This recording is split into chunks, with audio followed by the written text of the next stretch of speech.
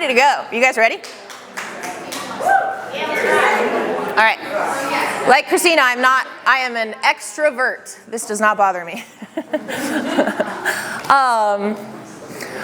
Well, thank you everybody for being here today and for all of your attention. I'm really excited. I feel like all of the other presentations have really fed into each other really well and set us up really well, so I'm excited to be here. For those of you that I haven't met, which I think I've talked to just about everybody, my name is Natalie. I'm the Chief of Staff and Head Coach at Seattle Strength and Performance. We're a semi-private personal training gym in Seattle. We have 3 locations. I got my bachelor's in biology and then went back and got a master's of science in applied physiology and kinesiology because I like school. And I'm a nerd. And my undergraduate was not exercise focused necessarily, and so I really wanted the experience of formal education. I also thought for a long time that I wanted to work in professional sports, and maybe in another life I would be the Seattle Storm head strength coach, but I don't think this one, at least not for now. And so to do that you have to have a master's degree. So I went back and got a master's. I'm a certified strength and conditioning specialist, so I have a CSCS. I am a certified functional strength coach, the CFSC. Shameless plug, I'm not being paid to say this. Does anybody else have their CFSC in here? I was gonna say, I know Reimagine does. One of the best hands-on training certifications that you can get. Like if I had done that the first day of becoming a personal trainer instead of the CPT that I did, I would have saved myself 3 years of having no idea what the fuck I was doing. So if you can get it, it is awesome. And a small section of this is just a total ripoff of the CFSC. So I'm gonna say that in advance. I know Mike Boyle and he can fight me if he wants to, but there is a piece of this that comes straight out of that certification. I'm a retired powerlifter. I competed for about 3 years, had a great time, had a very similar experience to Christina that it was the first time I walked into an athletic space and there were so many different bodies, shapes, sizes being celebrated, and you could not tell who was the strongest person in the room from looking at them. And that was so fucking cool. I mean, people in their 80s, people, teenagers, all lifting, encouraging each other, and it's about beating yourself, like your past self. You know, you compete with other people, you can win in your weight class, but it never feels that way. I think strongman is similar and can be a really empowering experience. I'm a below average distance runner. I'm going through a divorce, and endurance sports are really good for trauma. So I've been running a lot lately. I'm a cat mom, a Diet Coke lover, a Swiftie, but don't hold it against me, and a huge nerd for programming. I used to work in information technology and IT, and I enjoyed it because it was a puzzle. You have pieces, you have systems, and you know how things work, but each problem is a little bit different, and so you have to piece things together, and when it finally clicks, it's like, yeah! And programming to me feels the same way. You have the person, their goals, their background, the equipment in your space, the amount of time that you have, your skills, what movements do you have the skills to coach, and you put all of those things together to create a perfect program for someone, and when it clicks, it's like the best feeling in the world. These are my gyms, and this is our team. So on the left is our Queen Anne gym, in the middle is Infinity Ridge, and on the right it is in West Seattle. We've been open for 5 years. Our big 5-year anniversary party is this coming Friday, so we're really excited about that. And that's my team. So there are 1, 2, 3, 4, 5, 6, 7, 8, 9, 11 of us that run 3 gyms, and we have about 860 members across those 3 gyms. So I run a lean team. All of my coaches are full-time. They all do a combination of coaching and some sort of administrative. So whether that's writing programs or helping with social media or doing sales or doing new member intakes, but all of my coaches are full-time benefited employees. So I can run 3 gyms and that with a team of 11. What we're going to cover today, 1, some programming basics, movement patterns, progressive overload, planes of motion, exercise order. For a lot of you, this is going to be a review. I know that. Then we're going to talk about my programming template, how I do things. This is both how I did things before SSP and how I do things at SSP. I've used this with professional athletes. I've used this with Gen Pop people. I've used this with true beginners. I've used this with kids. I've used this with powerlifters with slight tweaks, right? There are a lot of ways to do programming. There are a lot of ways. I'm going to tell you my way and why I think it's the best. You can choose to use it or not use it. That is totally up to you, but I do think it's a really good way. And I've done it with thousands of people over like the 10 years that I've been doing this. We're going to talk about progression, regression, and lateralization. That's the piece that's a rip-off straight out of the CFSC. And then we're going to write some programs together. Sound good? I'm going to cover the technical stuff pretty quickly because I do think a lot of this is a review for a lot of us. And then you're going to be mad at me by the end of this because this shit is simple. Okay? I'm not up here to give you like some secret key that you've never heard of. But I do think the way that I'm going to organize the pieces and put them together is going to save you time, it's going to save you brain space, and make your lives easier. Cool? Sure. All right. Oh, no. Here we go. Quickly touching on why this matters. Stacy taught you how to get people into your gym. Everybody else taught you how to make people feel safe in your gym and how to keep them. This is how you keep them long term, is that you have great programming for them, that they continue to be injury-free, they continue, or navigate around injuries, because sometimes shit happens, that they continue to see results. And I'm going to pause for a second, because most of the fitness industry, when they say results, means what? Weight loss. Weight loss. Okay, what do we mean when we say results? Just shout out some results that your clients get. Joyful. Whoa, one at a time. Joyful, sustainable movement. What else? More energy. Less pain. Okay, things that can be addressed with programming. I like more friends, but that's not exactly what I'm talking about. Less pain. Better sleep. Better sleep. Getting up and down from the floor. Low back pain. Better low back pain. Strength. Being physically stronger, being able to lift heavier things, do the activities in their life better. That's why they're coming to us, right? Most of us live in the strength training, or yoga is kind of in that same like building strength and capacity for people, right? And so this is my sense of humor, so I apologize if this is not yours, but this is how we beat the douche bros. This is how we beat the gym bros, right? Because I hate to tell you, but this is one thing that a lot of them are good at. They know the exercise science really well. And if we can combine being really, really good exercise scientists and physiologists with our morals and values, there is zero reason that anybody would ever go to an 8-week shred gym ever again, right? There is no reason, because we are going to make them healthier and happier, and doing so in a way that's good for their mental health, while they're also still getting stronger, healthier, more resilient, less pain, all these kinds of things, right? Other disclaimer, any movement is better than no movement, right? That is so true. If all you want to do is cardio dance, fuck yeah, do cardio dance. Like I used to do it all the time. If all you want to do is Pilates or bar, do Pilates or bar. I think we all agree with this. But if we're talking about building strength, building athletic performance, there are better and worse ways. And I would say efficient and inefficient ways is probably a better way to say that, to get towards what those goals are. Programming is a science, but it's also an art, and we are really good at the art piece in here. You're really good at reading people, you're really good at understanding where they're at on a daily basis, adjusting their workouts if they need to, telling them to go the fuck home and take a rest day if they need to. Like, that's the art piece and the piece that we're really good at. And I just want to make sure we're super solid on the science and structure side, because I don't have to tell you guys how to be emotionally intelligent coaches. Everybody in this room knows how to do that. I already talked about results. So the number one most important thing to your client making progress, and I'm specifically going to talk about strength training. I think this applies to a lot of different things, but I'm talking about strength training specifically, is what? Progressive overload. Progressive overload, thank you. Okay, so essentially, and there's my meme that's a Drake meme. I don't know who that guy is. Ryan Gosling, yes. No, it is absolutely not. It sure looks like quite a while. Okay, we can fight about this later. I'm pretty sure that's not Ryan Gosling. I'm pretty sure that's like I got it off of Facebook, and I'm pretty sure that's like the guy that made the meme. But he does look a little like Ryan Gosling. I don't know. Look up Body Smart Fitness, see if he looks like that. So progressive overload, we're just doing more over time, okay? Either more weight on an exercise, more reps, and not just necessarily reps per set, going from 3 sets of 8 to 3 sets of 10, but more total volume over a day or week. So for example, when we train chin-ups at SSP, we start with 3 sets of 5, then we go to 4 sets of 4, then 3 sets of 6, 4 sets of 5, because that's 15 reps, 16 reps, 20 reps, 24 reps. So even though I went from 5 reps in a set to 4 reps in a set, I'm still doing more total volume over the session. That's progressive overload. Better form and technique, better depth, like Christina was talking about with powerlifting. Better range of motion.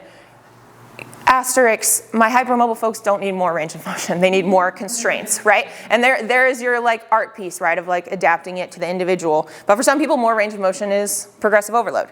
The same way at a lower RPE. What does RPE stand for?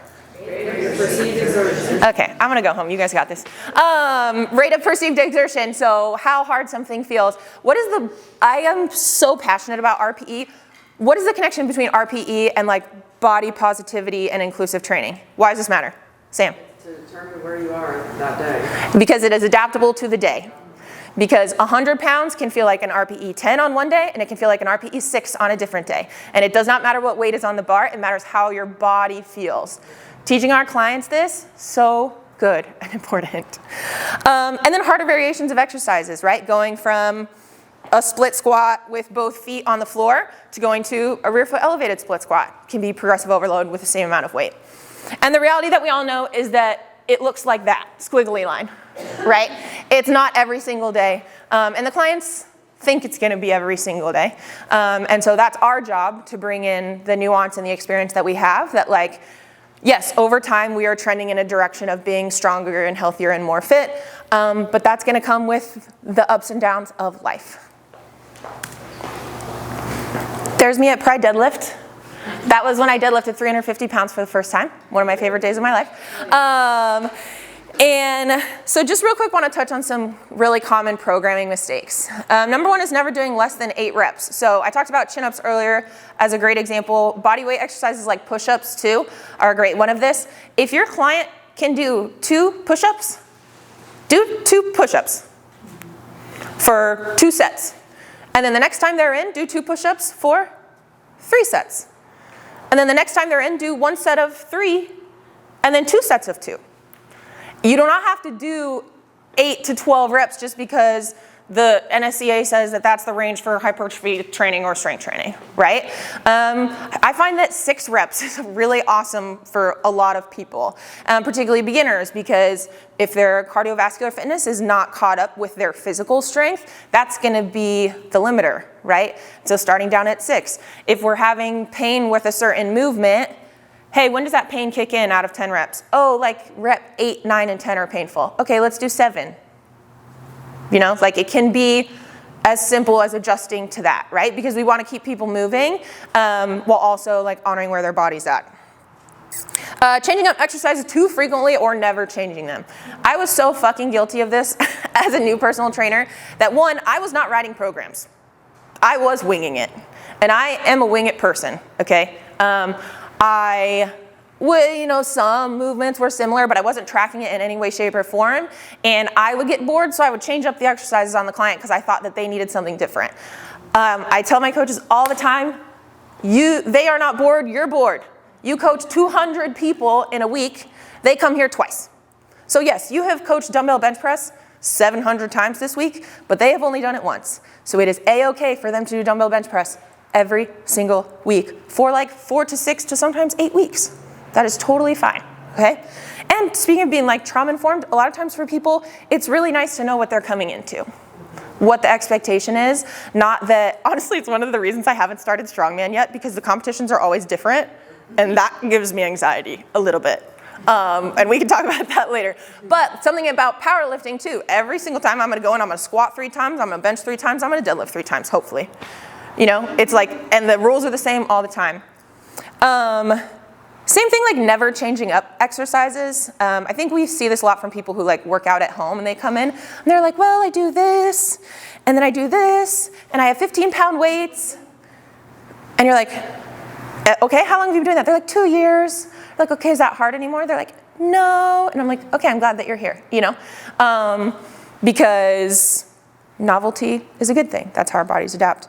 Neglecting back and hamstrings. I don't think anybody in here is guilty of this, but I cannot tell you how many clients I've had come to me over the years that are like, let me see your program. And it's just like chest and shoulders and chest and then like the leg extension machine. And you're like, okay.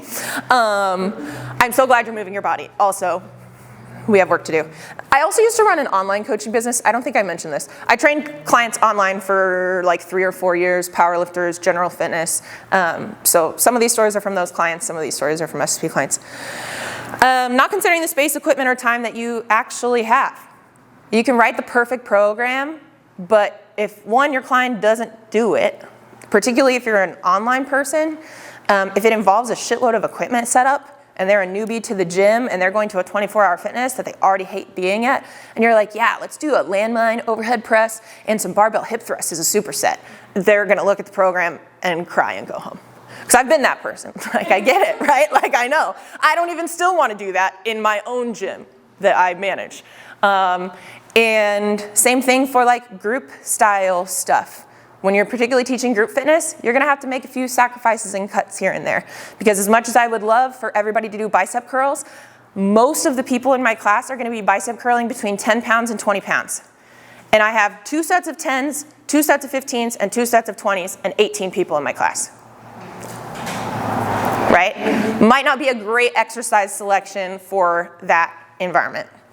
And then just generally missing movement patterns or unbalanced training, but if you take this technique and apply it, it won't be a problem.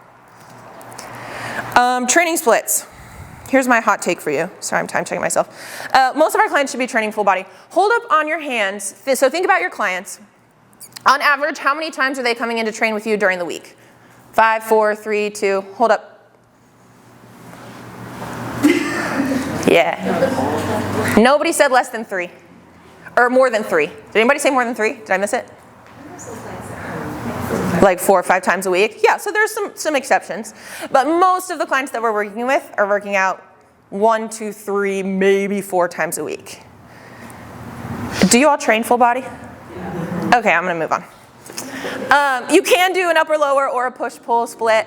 Obviously if you have clients that are coming in like 4 or more times a week, I just alternate like intensity and focus. So like I have 2 upper body days that are gonna be my bigger complex movements, the thing that require a lot more central nervous system activation, and then my other days are gonna be my like accessory upper body movements kind of thing. Exercise order. Who trains power with their clients? Yay! Who can tell me what training power means from like a science perspective? What does it mean for an exercise to be power versus like strength? Momentum. Strength over time. Yes, momentum and strength over time. So the ability to produce concentric force or absorb eccentric force quickly under a time constraint. This we lose faster than muscle mass and bone density as we age. And so making sure that we are doing something that is appropriate to that client to train power. This can be as simple as sitting in a chair or on a box and chest passing a med ball at a wall. We start our clients with a tall kneeling med ball slam. They kneel on the floor on a mat, slam a ball down into the floor. I have clients in their 50s and 60s that do 3-inch box jumps because just being able to land is really important. What happens if they trip off of a curb? They have to be able to catch and land, right? And absorb that force eccentrically. And so this is like fall risk is because we can't catch ourselves. And that has to do with quickly being able to either create or absorb force. So making sure that we're having some kind of power training. And then always most to least complex, i.e. my beef with CrossFit. And there's a lot, my caveat is that there's a lot of different ways to do CrossFit. There's some amazing CrossFit or like functional strength training gyms that do all this shit in the right way. I've seen it, I've been members. But you also see like, hey, we're gonna do this WOD where we're gonna run and do kettlebell swings and all this other crap. And then I'm gonna have you go 3-rep max your back squat. Right, why is that a bad idea? Yeah, they're fucked up. They're so tired, right? And that's not safe, right? Because in order to successfully execute things like a heavy hang clean or a back squat or even like a box jump, this is my biggest, honestly, thing, is like box jumps should be a power exercise, not a conditioning tool. Because the more tired you get, the more risk that is, and then you're gonna get shit all down your shins like I have. So making sure that we're doing our bigger compound movements first, anything that's skill-based, anything that has like a lot of focus on, you know, not falling and dying. Do that first, right? While they're like awake and not tired. And then do like your bicep curls, your core, your calf raises, all those like smaller things at the end. Yeah? Okay, awesome. I'm getting so many nods, and now I feel like you guys know everything. So these are my movement patterns. So every exercise that we do at SSB is gonna fall into these categories. And we're gonna go through each movement pattern, and I just want you to tell me one that I missed, because I intentionally left some off. So somebody raise your hand. What is a knee dominant movement that I missed that's not on here? Lunge. Huh? Lunges, yeah. I did say lunges, but that's okay. That's a good one. What about a hip dominant that I missed? Single leg stir. Single leg deadlifts, yeah? Good morning. Good mornings, right? Anything that is gonna be a hinge in the hip, working mostly what? Glutes and hamstrings, cool. Knee dominant, just any knee flexion into knee extension, working mostly what? Quads, cool. This is they're not trick answers. I'm just making you participate so you're awake. We split our pushes and pulls into vertical and horizontal. The first to go, if I'm like kiss, marry, killing, I'm killing vertical push and vertical pull, right? Why would I do that? They're the least relevant, they're hard. Also, so many people have like shoulder injuries, stuff like that. And this is just gonna be a safer range for them than going overhead. Do you assess people's mobility before you have them overhead press? Yay, good, you should be doing that.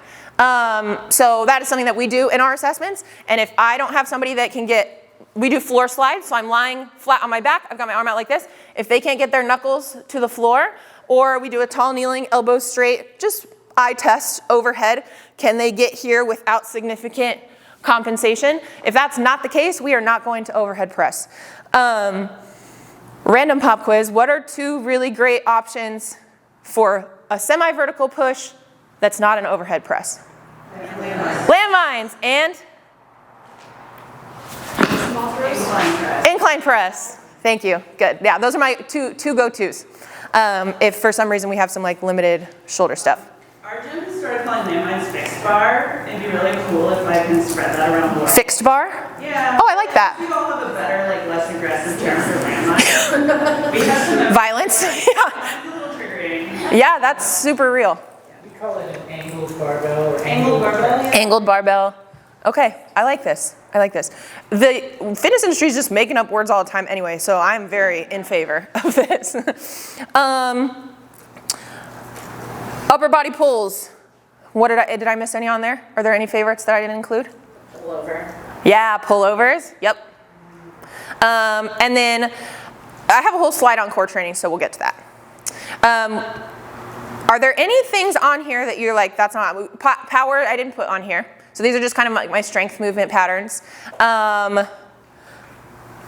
The only other thing that's not on here is like accessory work. So think like lateral raises, bicep curls, calf raises, stuff like that. I kind of put those into the category of their own and do, to be honest with y'all, very little of them. You put rotation in core.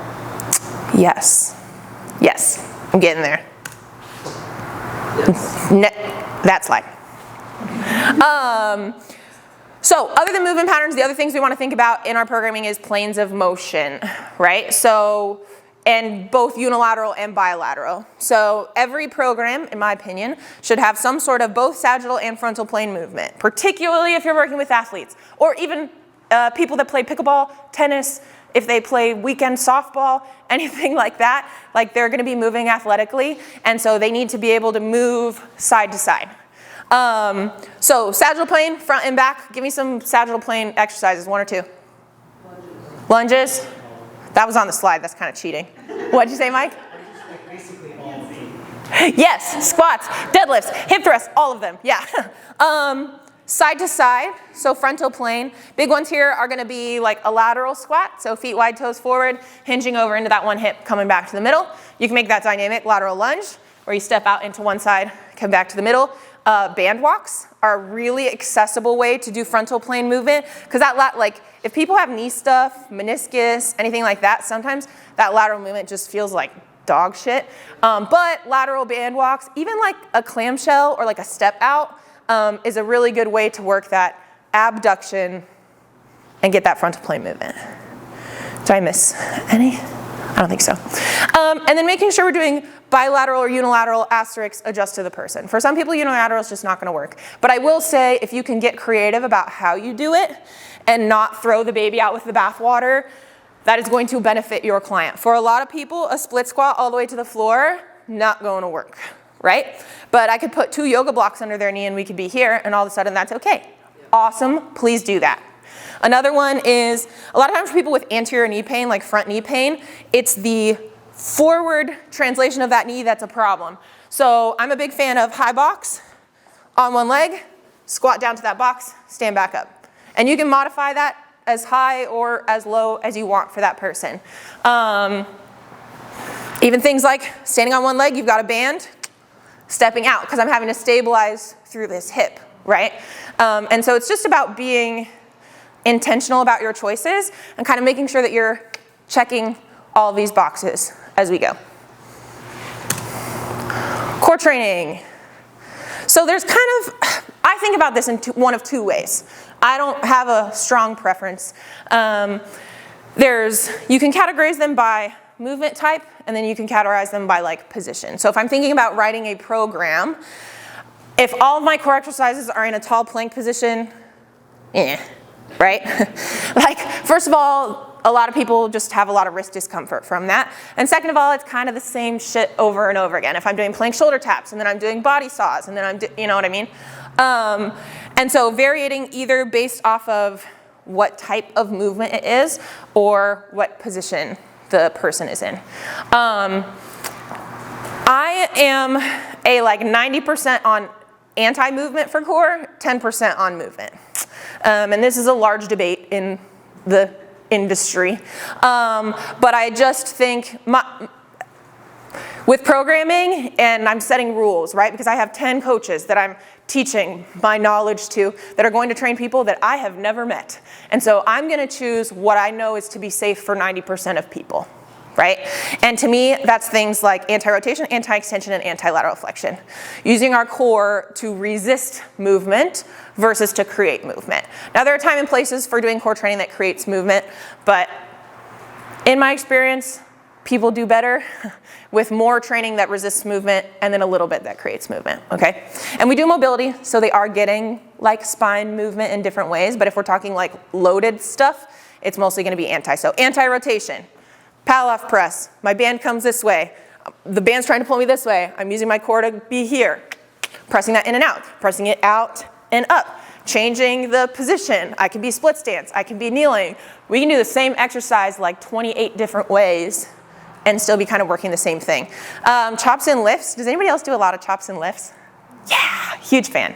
CFSC. Just a great way to...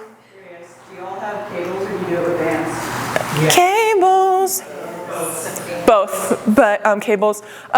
Lifts can be done with med balls, kettlebells. We do like a kettlebell lift where we come half kneeling, because the point of the lift is to be able to rotate through the thoracic and stabilize through the lumbar and the hips, right? So I have my kettlebell like goblet hold right here. I'm gonna go hip, chest, up, chest, down. And just get that ever so slight bit of shoulder rotation is gonna help separate these two and also work on the stability in the lumbar. You can do it with kettlebells, med balls, dumbbells, anything like that. Dead bugs, planks, hollow holds, ab wheels, all anti-extension, right? So using the core to stay in that neutral position and fighting, getting into extension like that. And then anti-lateral flexion, side plank, suitcase carries, anything. The weight's pulling me this way, whoop, I'm using my core on this side to stay nice and tall. Questions? Great. Positional, I would say pronated, supinated, carries, or standing are kind of like the 4 categories that I would think of. So pronated would be in that plank position, ab wheel, anything where your belly down. Supinated would be anything, belly up. Dead bugs, hollow holds. Again, getting up and down off the floor or laying flat does not work for everybody also.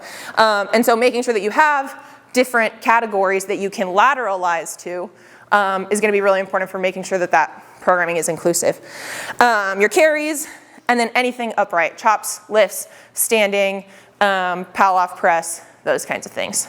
So whatever makes the most sense in your brain, you can adopt. Point is, making sure we're using a variation of these things throughout our programming.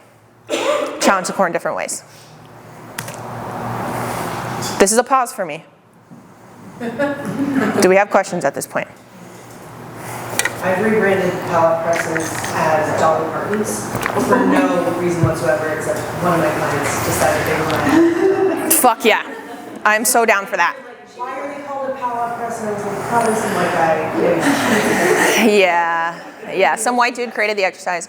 Yeah, I will say our gym is very athletic performance, and that we really try not to use those kinds of names. Pallet press is one exception, but instead of a Bulgarian split squat, for example, we say rear foot elevated split squat.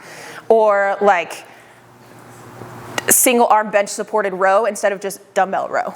You know, so like you're explaining positioning and kind of like using words. And so it's also nice because my coaches will be like, what is this exercise? And I go, sound it out.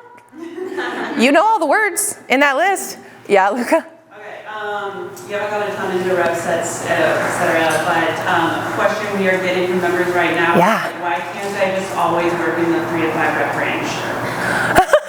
Great question. I would like to also. Squats in the 3 to, you know, like Yeah. why do I have to do other, like how would you help a coach explain that to me? Yeah. So our clients all start with like what I call a capacity building phase, and then move into more of like a traditional strength phase. So the first 3 to 6 months of their programming, depending on the person, is going to all be within that like 6 to 12 rep range. And it's because one, as they're training up, and like getting used to strength training, because most of our people are either like beginners or begin again. So it's been a while since they've done something. Your muscles need time to adapt, but they actually adapt a lot faster than the rest of your systems. Your tendons, your ligaments, your central nervous system, your fatigue, like all needs time to adapt to this new stimulus of exercise.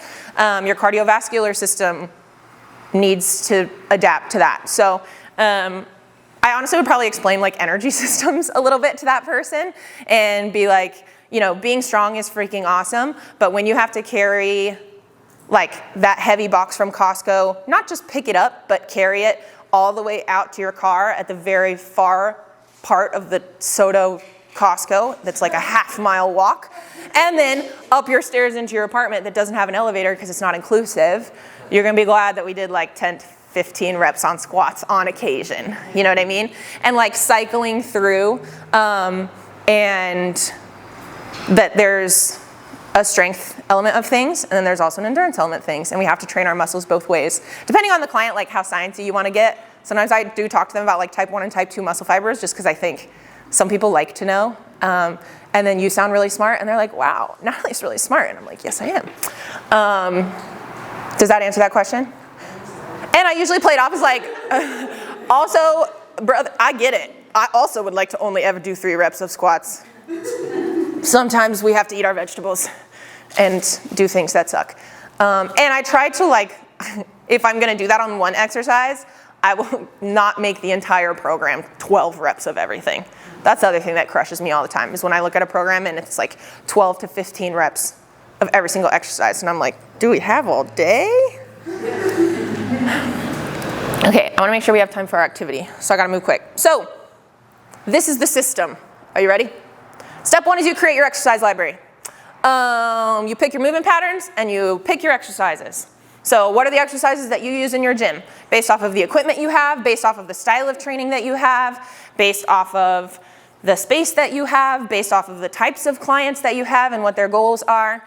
And so what is the general like philosophy of exercises? My gym is not a CrossFit gym. You will not catch somebody doing a barbell snatch. That is not in my exercise library. Doesn't mean I can't coach it, doesn't mean it's not a totally valid exercise, just not for my people, right?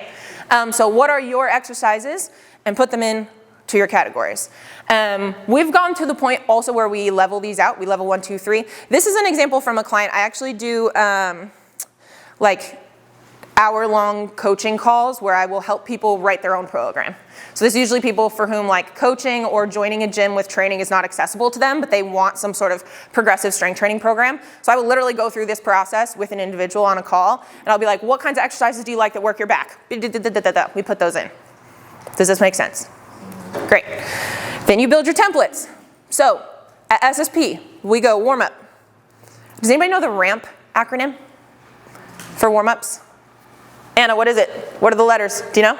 Sorry, you nodded really aggressively, so I called you out, but you can also pass. Rolling. Nope. No. Range of motion. Nope. Raise, like raise your heart rate. A, activate the muscles that you want to activate. M, mobilize. P, that's a hard one, potentiate. Go pee, go to the bathroom. No, raise, activate, mobilize, potentiate. Not in that order, but those are the 4 parts of your warm-up. Raise their heart rate in some way, activate the muscles that you're going to be using, mobilize the joints that you're going to be using. Potentiate is practice what you're doing. So if you're going to be doing a heavy bench press, you do warm-up sets. You do sets with the bar, then you do sets with 65, then you do sets with 85, and then you do your set of 95. Okay? That was on purpose. But the NSCA is a little douchey, so they say potentiate. So warm up. Then we do our power core section. So I'm pairing a power exercise with a core exercise. Maybe somebody's doing box jumps for 2 sets of 5, and they're going to go do a Pallof press, 8 reps on each side. Then our template is day 1 has my horizontal pushes and pulls. Day 2 has my vertical pushes and pulls. You can do that however you want. Also, not everybody is vertical pulling and pushing, so some people have both. We also set it up where day 1 is your primary knee dominant day. So if somebody wanted to back squat or front squat, that's going to happen on day 1. Day 2 is my primary hip dominant day. So if they have a big deadlift, they're going to do that on that second day, right? And then you just plug in your sets and reps. And there you go. Again, you're going to be mad at me, but the simplicity of this is that you are never going to miss a movement pattern. Your clients are going to train evenly all the time. And if you just rely on your own memory, I've done it before, you write a program and you look back at it and you're like, there was not one single quad exercise in that whole program. I was just really excited about single leg deadlifts and like glute activation, and all of a sudden I completely neglected anything frontal plane, for example. And then the day 1 is going to have a secondary knee dominant. So we'll go knee dominant, hip dominant, back to knee dominant. Most complex to least complex. So front squat up top, maybe. What would be a good secondary if my front squat is up there? Secondary knee dominant for this day. Step up. Yeah, step up. What would be better? Think about the other slides. Yeah, working some lateral stuff in, right? Because that front squat is in the sagittal plane. So I can do a knee dominant that's unilateral that is in the frontal plane. This is my second day. So it has my vertical push and my vertical pull. I'm guessing this person had a shoulder thing because I gave him an incline press. My primary hip dominant, my secondary hip dominant. This person was in a box gym and machines were really accessible. So machines can fit into this too. From a technology standpoint, add the drop downs. So you make this template and then you take the data, and I'm not going to teach you exactly how to do that. You can look it up on YouTube, but or I can after this if you really want. But you put your drop downs. So for every client, because everybody's doing some sort of horizontal push, right? But then you get to go in and customize what is best for that person based off of the exercises that I know how to coach. My coaches know how to coach if you're an owner, that I have the equipment for. Does this make sense? All right, cool. Are you using Excel or are you using Google Sheets? I've done it in both. This is Google Sheets. At SSP, we use Excel. Yeah. We actually print programs on pen and paper, and my coaches hand write in sets, reps, and weights. I'm doing 0 digital. But sometimes this is one of those days where the plan's not going to work. You make the perfect plan, the client comes in, they're already crying, or they fell down the stairs over the weekend and they can't use their lower body at all, or, it's just a day, right? Chin-ups are hard, and I know when I'm having a bad fucking day and I'm already frustrated, if my coach is going to try to make me do pull-ups, I'm going to leave. I will walk out. That is so frustrating to me. If I'm feeling strong, it's empowering. If I'm feeling sensitive, it's not going to happen, right? This is where we learn to progress, regress, and lateralize. And this is the second and very, very important piece of the system, particularly if you were working with other coaches in your gym. This is how I keep the experience consistent between my locations and my coaches. Because my clients come in and they're coach agnostic. They could train with anybody on the schedule at any time. And I would prefer that if they come in and they're like, man, I can't split squat today, my knees hurt, that every SSP coach gave them the same advice. Obviously, there are different reasons why, and that may change the decision. But formalizing this is the smartest thing you can do. This is my SSP progression and regression sheet. There, I will QR code it for you in a future slide, so you can have it. I just ripped it off of the CFSC and redid it for my gym. They do some exercise that we don't do, we do some exercise that they don't do, and so that's why I would encourage you to take this and make it your own, in your space, in your culture, in your whatever. The bold ones are the baseline. So to me, that's what can 80% of my clients do when they walk in the front door. You know your audience at this point, and hopefully there's some level of consistency. What do I feel like everybody's gonna be successful on their first day? Then you have at least one regression. So whether that's because of injury, because of they're intimidated, it just doesn't work for their body, maybe they're not strong enough for that yet, which is okay and not a bad word. We have sort of systems that we always go to the same regression, right? And the idea is that the regression builds the skill and strength to then be able to move forward down that list. And then we have progressions, right? And these are stepwise. Like if we're talking about a barbell bench press, for example, I want most of my clients to have done a single arm bench press, a regular dumbbell bench press, and an alternating before we go into a barbell. That said, if somebody walks in and they're like, I want a barbell bench press, I'm like, fuck yeah, let's go. You know what I mean? But my clients, most of them are coming in, they're like, I just want to be stronger. I just want to feel better in my body. I just want community and a gym space that's not scary. They don't usually give that much of a fuck about what's actually in the program. And so this is how I will progress them. These are my other movement patterns. So this one does a really great job of explaining the lateralizing idea. So like we talked about earlier, lateralizing, think like I'm staying within the same general movement category, but I'm choosing a different option. So if a split squat doesn't work for somebody, that anterior knee translation just hurts like a bitch and they don't want to do it. What could I lateralize to? Not regress, lateralize to. Sit down. Huh? Your sit down that you just demonstrated. Yes, exactly. The single leg squat would be an option.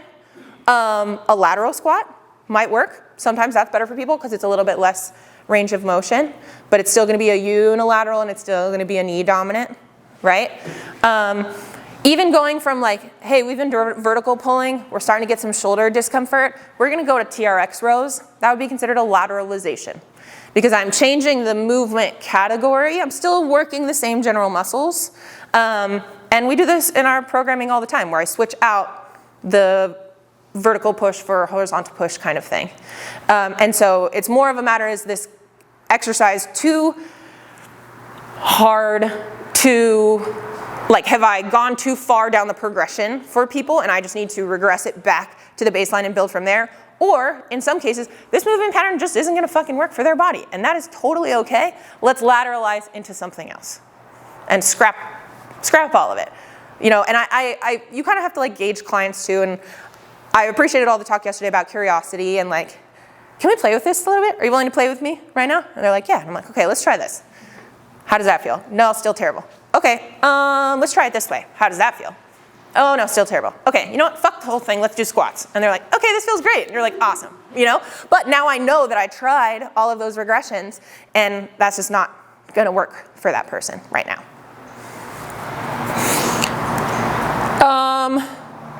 Yeah, this is my last piece of it. So my hip dom hinge, my hip dom bridges, my single leg deadlifts. These are exercises that we use a ton at SSP. They're in a lot of our programs. And so there's really specific ones like a single leg deadlift.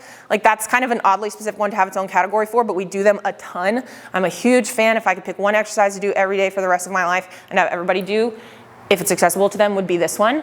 And so I have assigned very specific, it's also a challenging exercise technically. It's like, it is not an easy one to do. And so I have assigned very specific progressions and regressions that I want my coaches to use to help train that movement pattern. Make your own progression regression sheet.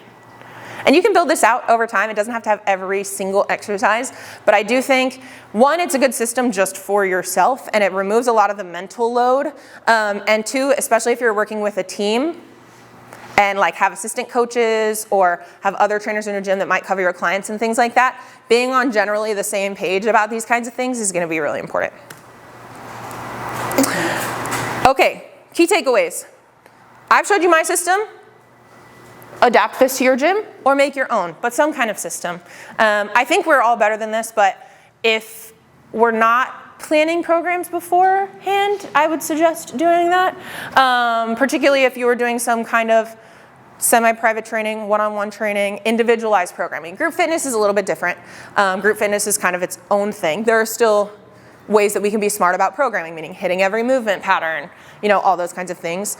If you're doing one-on-one, semi-private personal training online, track their progress and take good notes. You know, I have clients who come in and they're like, I'm just frustrated, Natalie, because I went to the doctor and they weighed me and I didn't want it and I didn't necessarily come here to lose weight, but my body is heavier than it was before.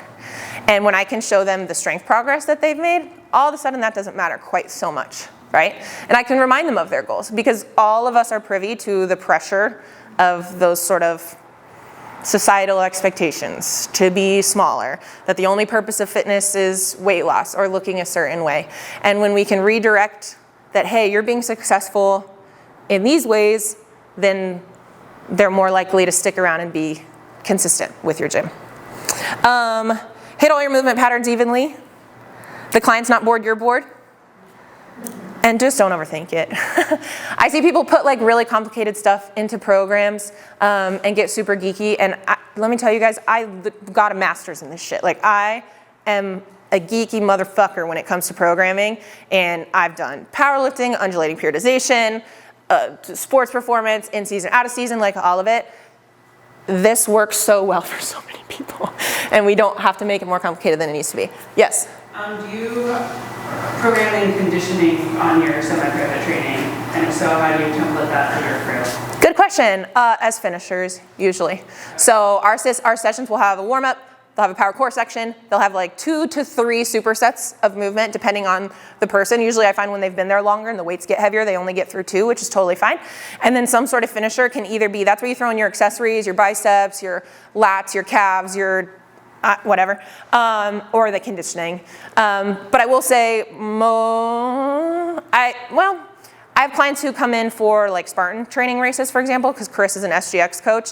And in that case, sometimes I will take the last superset of strength and add a conditioning piece in. So they're still doing that hip dominant, they're still doing their pull, but then they have to go do a sled push or a heavy carry or 5 calories on the bike or something like that, just to add a little bit more of like a cardiovascular piece to it. But in my experience, most people don't pay a ton of money for training to focus on cardio. You can like run and walk and that shit's free. So most of our is like strength based. Yeah. Good question. Anybody else? Okay. I'm sorry with the memes. Thank you for laughing at me. I really appreciate that. That was tough. Okay, so here's what we're gonna do. I want us to break into groups, and what we're gonna do is among your group, you're gonna pick a client of somebody's. I don't really care. I would say if you have a client you've been struggling with training-wise, or just your favorite client or something like that, and you're gonna tell the group any demographics that you think are important. Now, I'm not saying they have to be these, but just any piece of information that you think that they should know. That they had a back surgery, that they are 75, that they are 12, whatever it is that you deem important.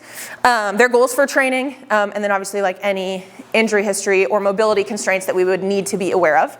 And then in your group, you're gonna write them a 2-day program. So imagine they're training twice a week using my system. Then you can go home and do whatever your system is. But using my system, and then we're gonna present it to the whole group. So we have whiteboards over here. Pick somebody to be kind of your note taker. And 2-day program. Does this make sense to everyone? Yes. When we were scanning the QR code for those, Did it not work? you need to grant us You're gonna have to let us on. I thought I did that. Okay, I'll do it again. I know. Okay, let's go by rows. So you two are gonna join over here. Second row, you guys are a group. Third row, you guys are a group. Fourth row, and those in the back are a group. So we got 4 groups. Grab a whiteboard. I'm gonna set a 5-minute timer because I want this to be quick, okay? I don't want you spending all day writing programs.